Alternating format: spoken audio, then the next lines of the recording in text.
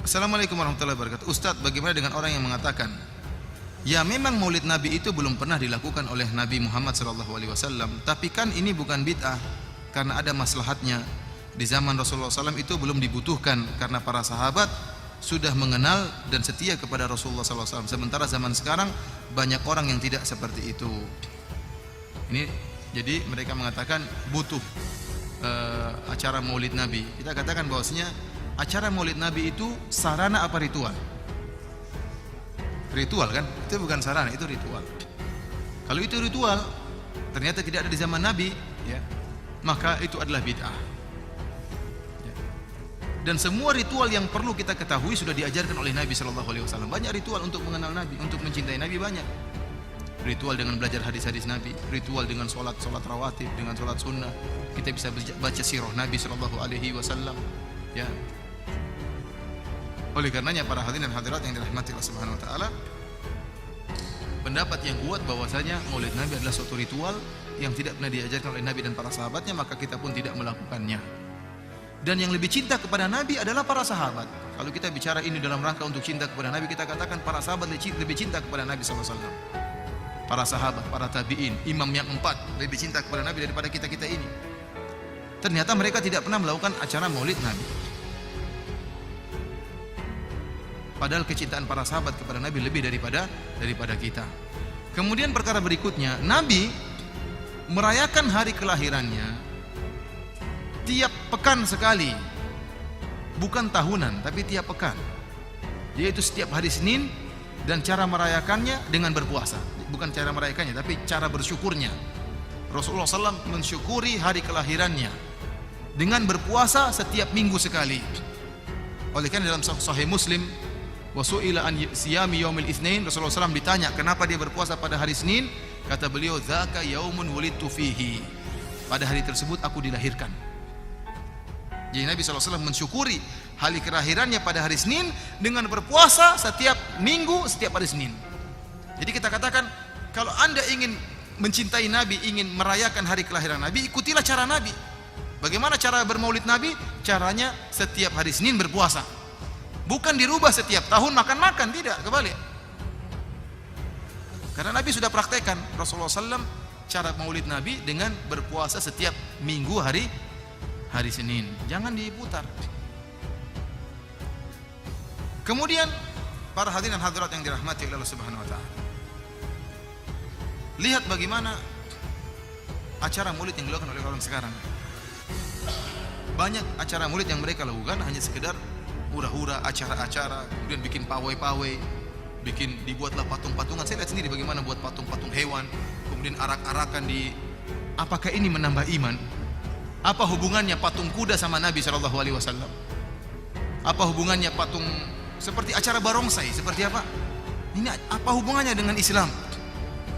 Apakah dengan pawai di jalan tersebut tambah itu? Bid'ah juga demikian, perbuatan bid'ah. Orang sudah berbuat satu bid'ah, nggak cukup, nggak puas, bid'ah lagi lakukan.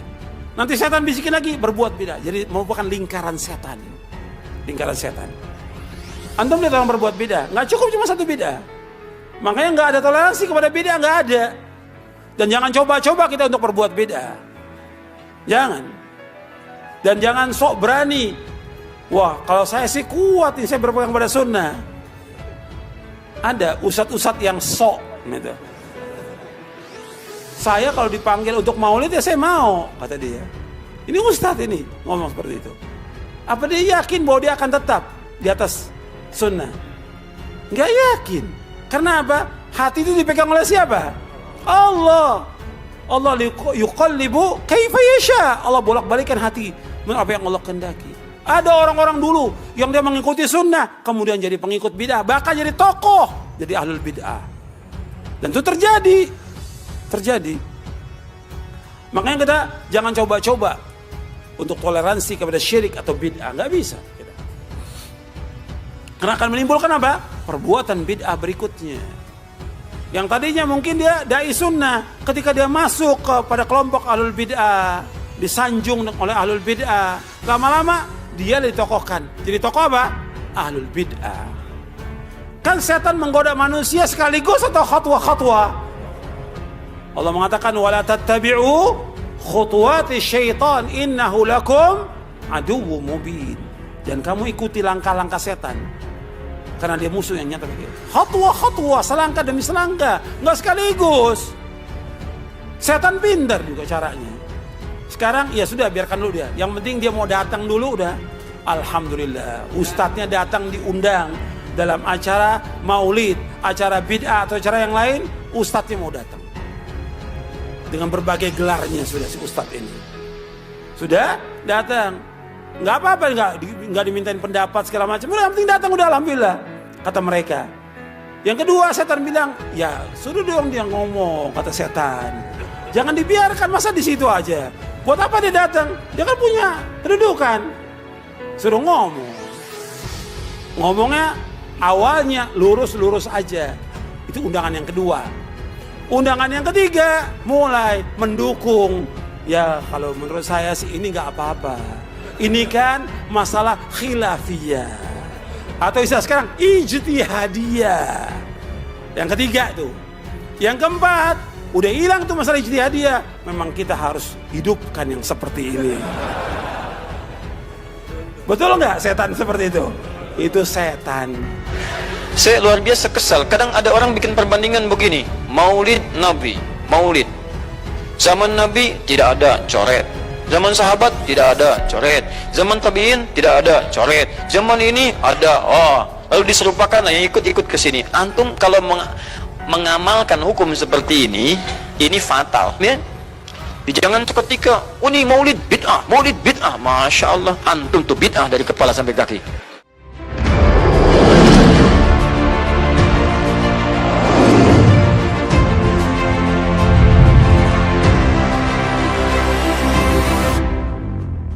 Bismillah.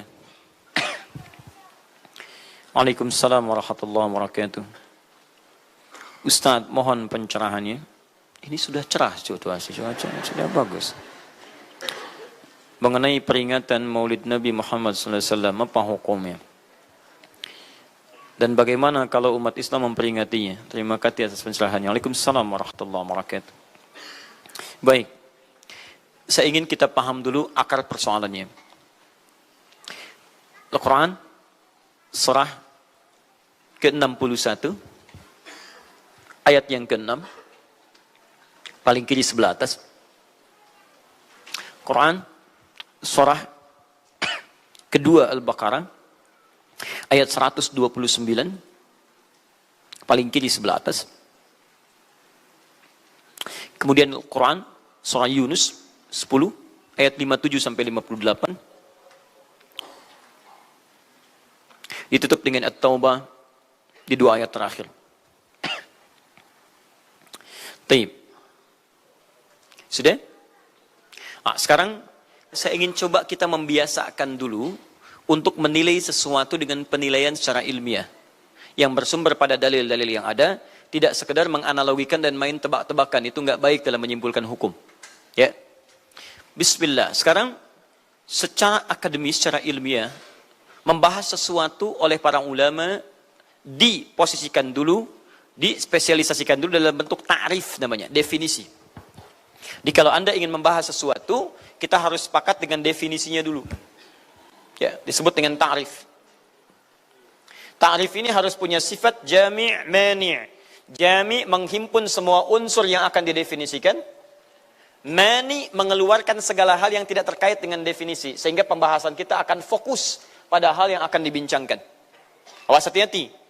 Kita ingin berbicara tentang sesuatu, tapi kita tidak sepakat dengan definisinya. Bagaimana bisa menyimpulkan hukumnya?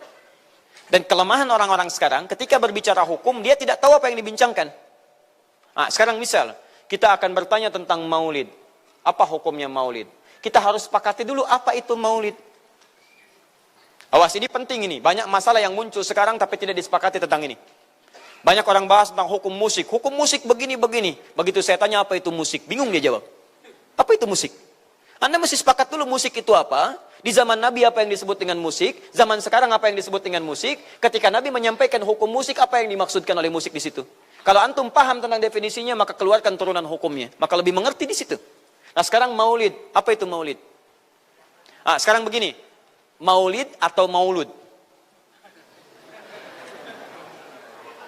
Mana yang benar? Bukan Allahu alam, harus dicari kita. Mana maulid atau maulud? Antum sibuk menilai, ini maulid tidak benar. Oh, jadi yang benar maulud. Maulud juga tidak benar. Masya Allah. Apa maulid? Apa maulud? Baik, lihat. Kalau disebutkan maulid, itu waktu kelahiran. Waktu kelahiran. Awas, hati-hati nih ya, hati-hati. Ada kemarin saya lihat tulisan begitu bersemangat. Masya Allah, panjang-panjang nulis, ternyata salah paham. Pahamnya salah. Ya. Maulid itu ulang tahun. Bukan. Bukan ulang tahun maulid itu. Bukan ulang tahun, bukan peringatan ulang tahun maulid itu. Ingat baik-baik. Kalau pakai peringatan itu pakai Id. Idul Milad, ya, hari kelahiran, peringatan hari kelahiran, ulang tahun. Tapi kalau cuma maulid itu waktu kelahirannya. Awas, hati-hati ya, hati-hati dalam memahami sesuatu. Kita masih detil dan jeli dalam memahaminya. Jadi kalau disebutkan maulid itu waktu kelahirannya. Kalau disebutkan maulud itu artinya bayi yang lahirnya. Bayinya yang dilahirkan. Nabinya. Kalau dalam konteks Nabi. Jadi kalau disandingkan dengan kalimat maulidun Nabi, artinya waktu lahirnya Nabi. Jelas ya? Kalau mauludun Nabi, maulud Nabi, itu artinya nabinya. Nabi yang dilahirkan. Jelas? Saya ulang. Maulid apanya? Waktunya. Kalau maulid Nabi artinya apa? Waktu Nabi dilahirkan. Baik, maulud artinya apa? Nabinya. Kalau maulud Nabi artinya apa? Nabinya yang lahir. Jelas sampai sini? Sudah. Ya, selesai pembahasan secara bahasanya. Nah, sekarang apa hukumnya maulid Nabi? Maulid Nabi enggak ada hukumnya. Karena waktu lahirnya Nabi, bagaimana kita bisa melekatkan hukum pada waktu lahirnya Nabi? Lahir ya lahir. Jelas ya? Ustadz, apa hukumnya maulid Nabi? Antum kenapa? Apa hukumnya waktu lahirnya antum? Antum lahir apa hukumnya? Kapan antum lahir? Ustaz, kapan antum lahir? 11 September. Apa hukumnya? Apa hukumnya? Apa hukumnya saya lahir? Lahir ya lahir. Jelas ya? Jadi kelahiran seseorang itu nggak ada hukumnya. Qadar Allah yang menjadikan dia terlahir. Dan dengan kelahiran itu dia punya misi dalam kehidupan. Mencari bekal untuk kembali kepada Allah Subhanahu wa ta'ala. Jadi kalau bertanya hukum kelahiran seseorang, lahir ya lahir. Nggak ada hukumnya di situ. Paham ya? Hukum itu terletak pada perbuatan seseorang, bukan pada kelahiran seseorang. Ketika dia berbuat dengan aspek kesadarannya, maka muncul hukum di situ. Awas, antum pun mesti belajar tentang hukum. Jangan salah menyebutkan hukum. Hukum terletak pada perbuatan, bukan pada benda, dan bukan terletak pada waktu. Jadi ketika ada perbuatan melekat pada benda dan waktu itu, maka muncul hukum. Apa hukum gelas? Halo? Tidak ada hukumnya. Tapi kalau menyebutkan apa hukum gelas yang menampung kemudian barang yang haram yang digunakan gelas ini melakukan perbuatan haram, baru muncul haram. Apa hukumnya gelas yang digunakan untuk melempar orang lain? Haram hukumnya. Apa hukumnya gelas yang digunakan menampung air minum untuk diminum dalam keadaan yang sehat? Sunnah hukumnya. Jelas ya? Apa hukumnya golok? Golok digunakan apa? Kalau digunakan menyembelih hewan kurban, maka jadi sunnah hukumnya. Kalau golok digunakan untuk menyakiti orang lain, mengancam. Siapa nama kamu? Masya pakai golok. Ya, hati-hati. Nah, itu haram hukumnya. Jadi benda terletak kepada perbuatan yang melekat kepadanya. Apa hukumnya hari kelahiran? Hari kelahiran nggak ada hukumnya. Yang melekat hukum itu bagaimana menyikapi hari kelahiran itu. Itu poinnya. Paham ya? Ketika ada perbuatan melekat kepadanya, maka di situ ada hukum. Maulud itu bayinya, berarti nabinya. Apa hukum maulud? Apa hukumnya nabi? Nabi yang lahir nggak ada hukumnya. Jadi kalau Anda menolak maulud dengan pengertian seperti ini, maka Anda keluar dari Islam. Kalau dalam hukum seperti ini, saya menentang maulid Nabi, berarti Anda menentang kelahiran Nabi SAW. Saya menentang maulud Nabi, berarti Anda berhadapan dengan Nabi, Anda musuh Nabi. Jadi kalau Anda dimaksudkan dengan kata maulud dan maulid, Anda tidak bisa menentangnya, bisanya menerima. Saya menerima. Menerima. Kenapa? Karena dalam pengertian bahasa, maulid itu artinya waktu kelahiran. Maulud artinya nabinya. Persoalan kita terkait dengan pertanyaan ini, Anda bisa bayangkan, Nabi Isa 600 tahun sebelum lahirnya Nabi Muhammad SAW. Perhatikan, ikutan bahagia dengan kelahiran Nabi. Sampai kebahagiaannya diungkapkan pada umatnya. Saya kasih kabar gembira ya. Nggak mungkin orang kasih kabar gembira, perasaannya sedih. Kenapa? Saya kasih kabar gembira. Nggak ada. Kasih kabar gembira itu dalam keadaan bahagia hatinya. Kalaupun menangis, tangisan kebahagiaan. Anda bisa bayangkan, Nabi, Rasul, mukjizatnya hebat, sekali usap penyakit sembuh, menghidupkan orang mati, keduanya dengan izin Allah Subhanahu wa taala. Bahagia dengan kelahiran Rasul sallallahu alaihi wasallam. Antum Nabi bukan, Rasul bukan. Maaf, tidak punya mukjizat seperti Nabi Isa. Mayat dipanggil-panggil enggak bangun, diusap penyakit makin sakit. Tuh, lalu antum tidak bahagia dengan kelahiran Nabi, antum siapa? Nabi Isa aja bahagia, masa antum bukan Nabi tidak bahagia? Dan hebatnya, ada orang bisa bahagia, nabinya belum lahir. Biasanya sifat bahagia dalam kelahiran itu setelah bayinya lahir, bukan sebelum lahir. Alhamdulillah. Akhi, kenapa antum? Alhamdulillah, saya punya anak laki-laki, namanya Abdurrahman. Kapan? Nanti setelah menikah. Ini Masya Allah. Nikah aja belum, kenapa bisa memberikan kabar gembira? Antum kenapa, akhi? Itu dia, akhi boy tiba-tiba seperti itu. Orang bingung. Akan bubar pengajian kalau ustaznya begitu. Ya, jadi mustahil ada orang memberikan kabar gembira ketika bayinya belum lahir. Tapi kemuliaan Nabi Muhammad SAW menjadikan seorang Nabi Isa belum lahir, nabinya sudah merasakan gembira dan memberikan kebahagiaan pada umatnya. Kalau bukan Nabi Muhammad, mustahil. Ada kemuliaan tersendiri bagi Nabi Muhammad SAW. Setiap Rasul menantikannya. Nabi Isa menantikan. Masa antum tidak menantikan itu? Jadi kalau ada orang menolak maulid dalam arti waktu kelahirannya, maka dia telah ingkar pada Nabi Muhammad SAW. Maulud Nabi Ibrahim alaihissalam. Nabi Ibrahim, Nabi Ismail alaihissalam. Keduanya meninggikan bangunan Ka'bah. Setelah selesai bangunan Ka'bah ditinggikan, keduanya berdoa di samping Ka'bah. Apa doanya? Doa maulud. Lahirnya, bayinya. Nabi terakhir yang lahir di samping Ka'bah, yang ditinggikan oleh keduanya. Ya. Wa idh yarfa'u Ibrahimul qawa'ida minal baiti wa Ismail, ayat 127-nya. Setelah selesai meninggikan bangunan pondasi Ka'bah ini, keduanya berdoa di samping Ka'bah. Di antara doanya ayat 129-nya. Rabbana wab'ath fihim rasulan minhum yatlu 'alaihim ayatika wa yu'allimuhumul kitab wal hikmah wa yuzakkihim innaka antal azizul hakim. Ya Allah, mohon utus seorang rasul dari kalangan mereka di tempat ini yang lahir di sekitaran ini. Jadi ada rasul yang lahir di dekat sekitaran Ka'bah. Hasil penelitian tidak ada rasul satupun yang lahir di dekat Ka'bah kecuali Nabi Muhammad SAW. Jadi artinya doa dua nabi tadi dikabulkan oleh Allah Subhanahu wa taala. Nabi Ibrahim, Nabi Ismail. Dan tahukah Anda, keduanya berdoa jauh sebelum kedatangan Nabi Isa. Saya pernah katakan 30 generasi sampai Nabi Ibrahim, tadi Nabi Muhammad SAW. Muhammad SAW bin Abdullah, bin Abdul Muttalib, bin Hashim, bin Abdul Manaf, bin Qusay, bin Murrah, bin Kilab, bin Ka'ab, bin Ghalib, bin Fihir, bin Malik, bin Nadar, bin Kinana, bin Khuzaimah, bin Mudrikah, bin Ilyas AS, bin Nizar, bin Mudar, bin Ma'ad, bin Adnan, bin Addi, bin Adri, bin Muqawwam, bin Nahur, bin Tarif, bin Ya'ruf, bin Yasjub, bin Nabit, bin Ismail AS, bin Ibrahim AS. 30 generasi. Ulangi Mas Boy. 30 generasi. Dari Nabi Ibrahim sampai Nabi Ismail alaihissalam, ya sampai kemudian ke Nabi Muhammad sallallahu alaihi wasallam. Anda bisa bayangkan enggak? Dua orang nabi, dua orang rasul. Gelar yang pertama Ibrahim alaihissalam Khalilullah, yang paling dekat dengan Allah. Jaminan surganya ada. Nabi Ismail disebut dengan gulamun halim oleh Al-Quran, yang paling perasa, yang paling dekat dengan Allah Subhanahu wa taala. Dua orang nabi paling dekat dengan Allah, disayang Allah, dijamin masuk surga. Inspirasi kisahnya sampai kita ke sekarang mendoakan kepada Allah tentang maulud Nabi, sehingga lahirnya Nabi Muhammad SAW 30 generasi setelahnya. Antum, Nabi bukan, Rasul bukan, tidak sedekat keduanya dengan Allah, jaminan surga nggak ada, hisab menegangkan, amalan berantakan. Kisah hidup antum belum tentu jadi inspirasi di masa depan. Sekarang pun tidak. Tiba-tiba antum menolak maulud, antum siapa? Kalau antum menolak maulud berarti antum menolak Nabi SAW dalam pengertian baiknya. Jelas ya? Jadi kalau kemudian ada disebutkan maulid dan maulud, itu artinya maulid waktu kelahiran, maulud bayi yang dilahirkan. Sekarang bagaimana menyikapi maulid dan maulud itu? Saya tahu nabinya dilahirkan, nabinya sudah ada. Jelas ya? Maka kemudian saya pun tahu waktu kelahirannya. Bagaimana kemudian menyikapi itu semua? Maka Masya Allah, Quran surah ke-11 tadi, 10 tadi, Yunus, ayat 57 sampai 58. Kalau sampai kemudian ke 58-nya, faliyafrahu. Gembira antum. Gembira, bahagia, silahkan. Ya, maksud tidak gembira, Nabi Isa gembira, kita tidak gembira. Ya, Nabi Ibrahim gembira, kita tidak gembira. Nabi yang tidak melihatnya gembira. Masa kita yang mendapatkan bagian Nabi tidak gembira? Jelas ya? Nabi yang mengharapkan hadir saat kedatangannya gembira. Kita yang mendapatkan kedatangan beliau walaupun tak mampu melihatnya dan kita menjadi umatnya, masa tidak gembira?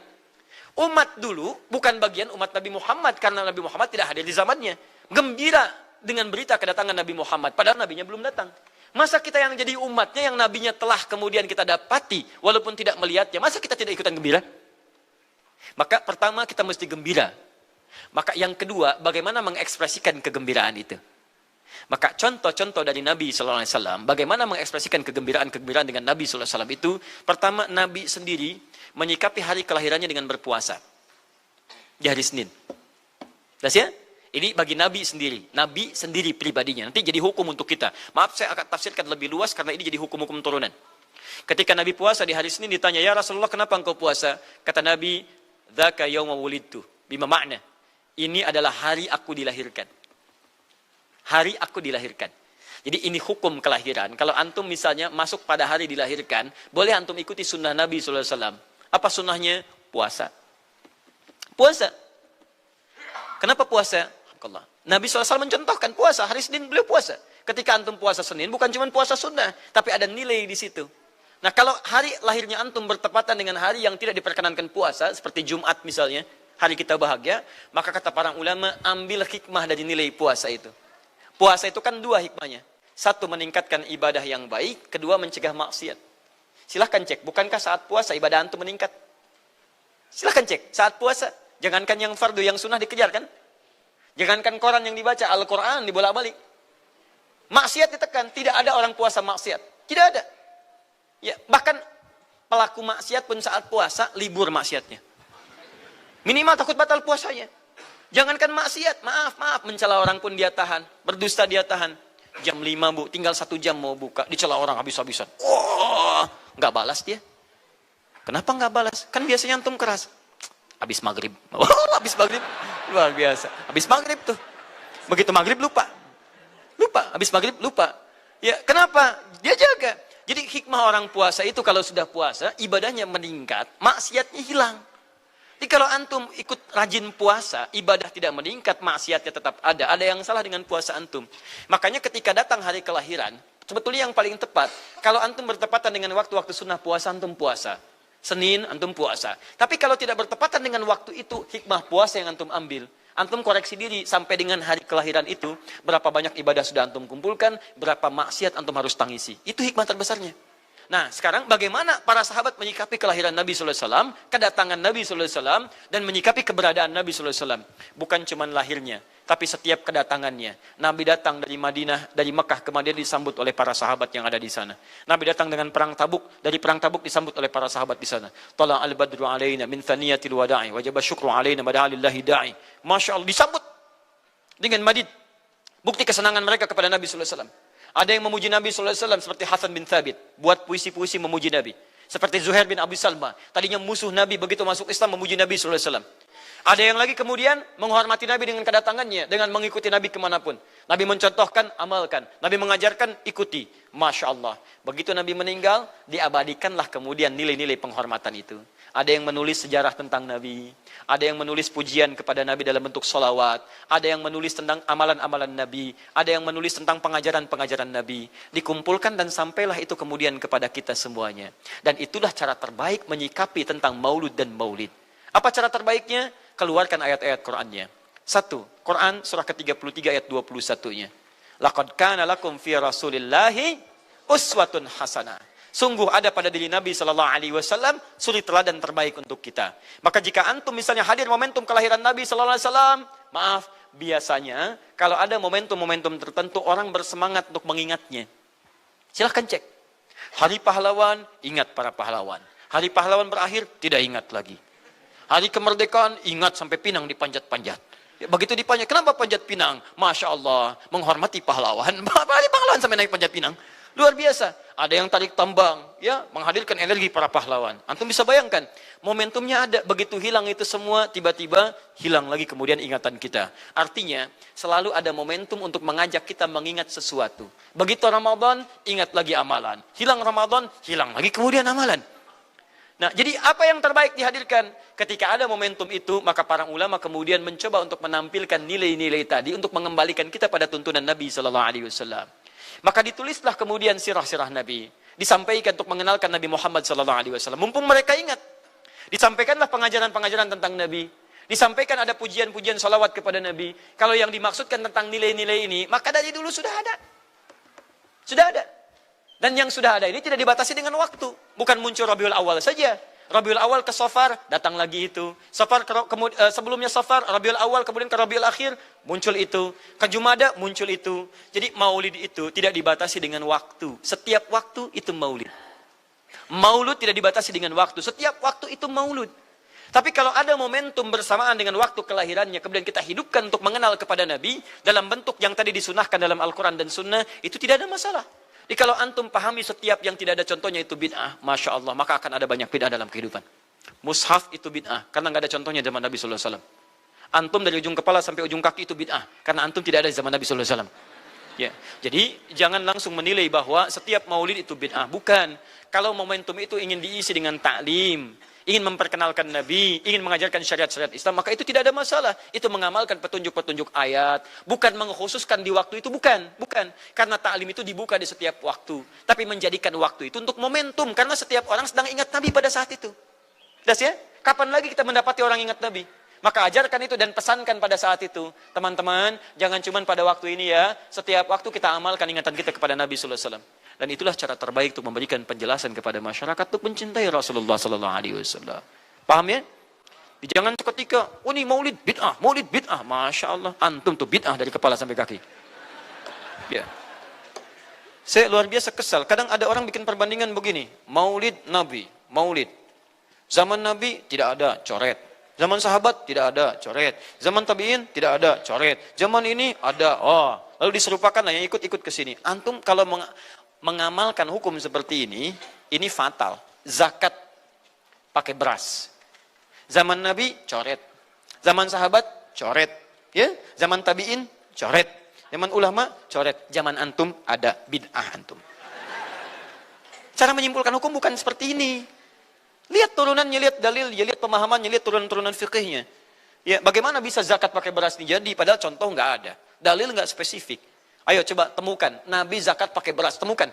Kalau antum menemukan, Masya Allah, saya bermohon kepada Allah supaya Allah mempercepat hajinya antum dan masuk surga tanpa hisab. Tiap hari saya doakan. Tidak cukup dengan amin, cari dulu. Cari di setiap hadis Nabi zakat pakai beras. Saya sampaikan pada antum, sampai kiamat kurang 2 hari, antum nggak akan temukan. Sehari lagi buat sadar, ngapain nyari? Ya. Karena Nabi tidak pernah bersentuhan dengan beras.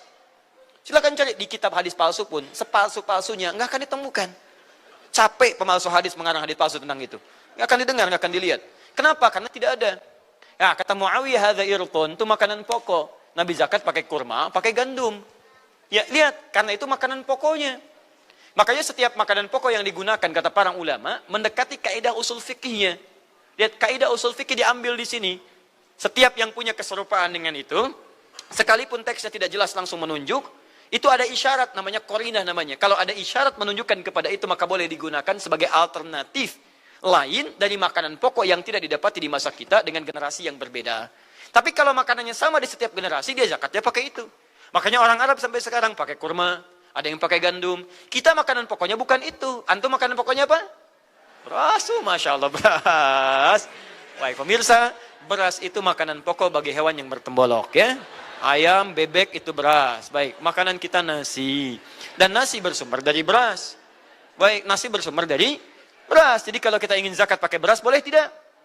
Nah, lihat bagaimana cara pendekatannya. Dalil belum ditemukan aslinya. Seperti maulid tadi, menyikapi dengan taklim macam-macam, nggak ada nas aslinya.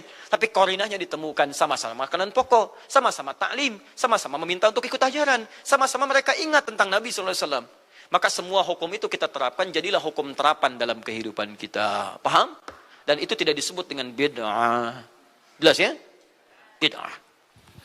Alhamdulillah.